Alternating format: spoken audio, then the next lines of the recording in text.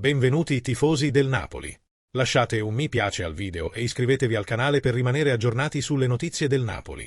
Andiamo al video. Il giornalista Umberto Chiariello, con il suo solito tono di disapprovazione, ha dichiarato a Radio CRC: nel caso del Napoli è suonato il fischio del treno. Perché ha suonato? Perché Napoli sta per diventare una stazione ferroviaria. Dopo 2 anni con tanti arrivi, prima 6, poi 9, poi altri 2 giovani e, a gennaio, altri 2. Insomma, più di 20 giocatori sono arrivati in 2 anni. Quest'anno bisogna fare il minimo, e non è quello che sta succedendo, perché il fischio del treno è suonato, le valigie sono pronte e molti stanno per salire a bordo. Ma il fischio del treno provocherà anche una ribellione da parte di Antonio Conte? La storia di Pirandello avrà Belluca Conte come protagonista. Oggi la Gazzetta ci presenta alcuni nomi promettenti come speranza per il rinnovamento degli azzurri. Attenzione, rinnovamento, non riduzione della rosa. Che questa parola venga eliminata dai vostri dizionari. La Gazzetta menziona 3 nomi interessanti. Albegovic, il giocatore bosniaco che è anche nel mirino della Roma, ha come agente Pjanic, ex giocatore della Roma, o almeno Pjanic ne gestisce la carriera, proveniente dall'Udinese. Ari Begovic è anche molto giovane, nato nel 2007, 23 anni. E il terzo nome che circola insistentemente è Gila, della Lazio, un difensore davvero eccellente, va detto, molto forte. E il quarto nome che circola è Kalaili, dell'Union SG belga, che costa circa 25 milioni di euro ed è anche lui giovane, 21 anni, terzino. Quindi, un difensore centrale, un esterno, un trequartista e un esterno che dovrà condividere con Alisson Santos il compito di giocare come attaccante alle spalle di Højlund. Se questi sono i nomi che circolano, la parola amen sarebbe d'obbligo, perché sono nomi bellissimi.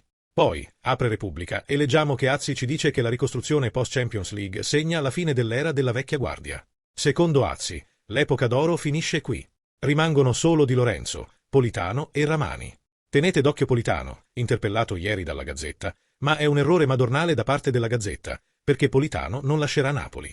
Non c'è dubbio che faccia parte della vecchia guardia che resterà in azzurra e forse guiderà anche una nuova ala. Sono questi i 3 bucanieri, i leader, oltre a quelli che hanno vinto lo scudetto double, che restano, perché Meret ed Elmas se ne vanno, nonostante si sia scritto molto su di loro in questa stagione. Sembra che non verrà acquistato, ma anche Juan Jesus, Lobotka e Anguissa se ne andranno sicuramente, e c'è molto di cui discutere su questi 2 nomi. Io farei di tutto per Lobotka, chissà, penso che la sua era napoletana stia davvero volgendo al termine. Insomma, se Conte ha ereditato almeno 10 eroi dello scudetto dalla precedente gestione, e sì, perché aveva Meret, Di Lorenzo, Ramani, Juan Jesus, Olivera, Lobotka, Anguissa, Politano, Raspadori e Simeone, ne aveva 10 in rosa e ha vinto lo scudetto con quei 10, più Elmas, che è stato un giocatore chiave nello scudetto di Spalletti. Era il 12° giocatore. Ora, alcuni di loro se ne sono già andati, Simeone e Raspadori. E gli altri? Molti seguiranno la stessa strada, incluso Juan Jesus, di sicuro. E ne restano 3. Gli altri 7? Beh, ne restano 3, Ramani, Politano e, come abbiamo detto, Di Lorenzo. E il destino degli altri 4 è ancora incerto. Se ne andrà Olivera? Probabilmente. Se ne andrà Meret? Probabilmente. Resta il dilemma Lobotka-Anguissa. E resta ancora la questione De Bruyne. Qual è il senso di risolverla? Farà parte di un rinnovamento con giocatori più esperti? Stiamo puntando su un gruppo più giovane? Alle spalle di Højlund, che ha 23 anni e ne compirà 24 a febbraio, c'è un gruppo di giovani promettenti.